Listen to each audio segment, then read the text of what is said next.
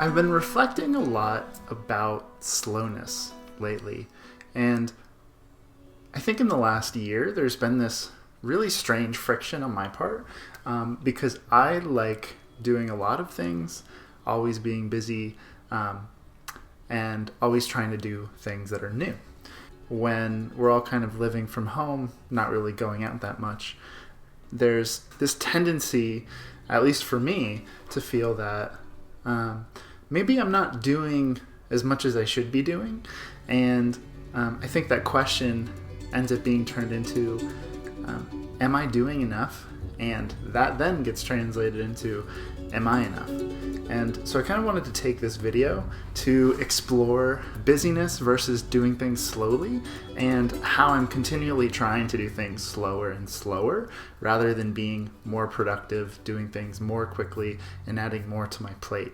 I think this last year has been this kind of interesting filtering down of what I actually want to be doing. And I really want to start this conversation talking about social media a little bit. I think when you're looking at social media from the vantage point of like you and just your close friends communicating, it connects you, it keeps a community in your life when it could be difficult during social distancing. But at the same time, there's this expansion of a reference group where now you're not just seeing what your neighbors are doing or what your close friends are doing, but now with social media, you can also look at what everybody's doing. You can look at what Kim Kardashian's doing on her weekend. You can look at all of these different celebrities, all of these people who have money, who have all of their needs met, who don't have any problems or don't seem to have any problems because they don't post about it on social media. And you end up having this highlight reel of all these people's lives doing all these crazy things. And it's not just happening a little bit of a time. It's post after post after post after post. And it's natural to begin to look at, man, like, I'm not doing any of this.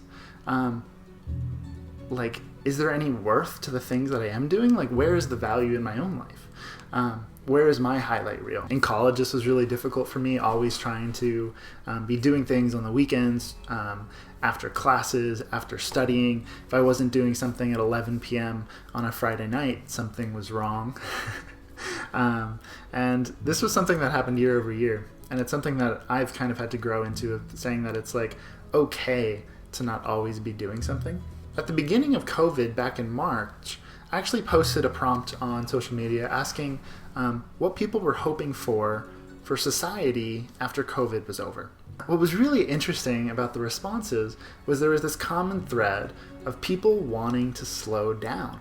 Some of these comments are, I hope for a world that slows down and prioritizes family and friends. A deeper sense of peace and ability to rest and slow down.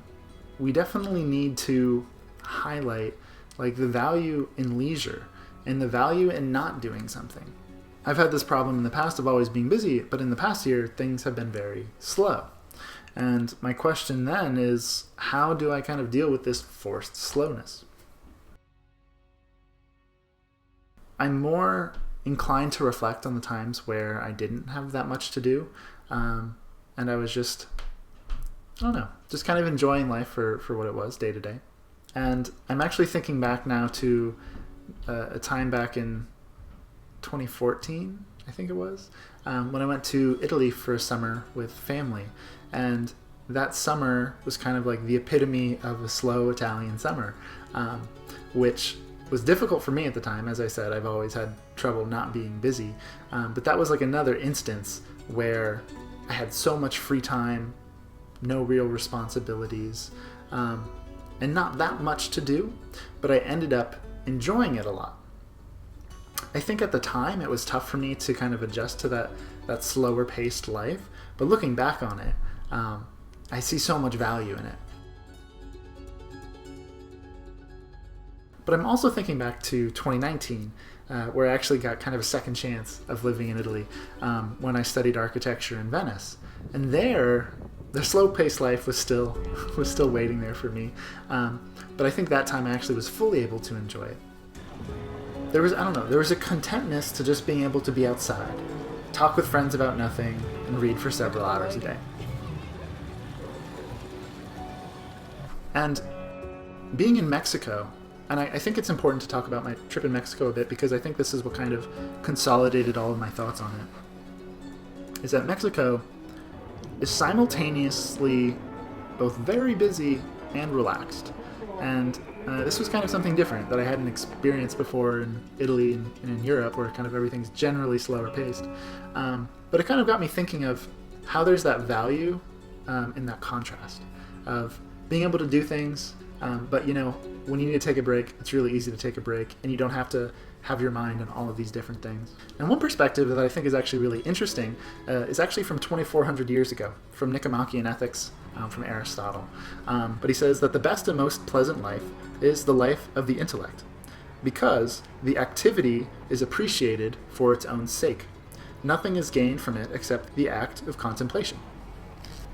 What this means is you're not doing things for any exterior purpose. You're doing things just for the sake of the pleasure that the activity itself generates. Do you actually have this kind of inward source of joy from the things that you're doing? One actual nice perspective about this is from The War of Art by Stephen Pressfield.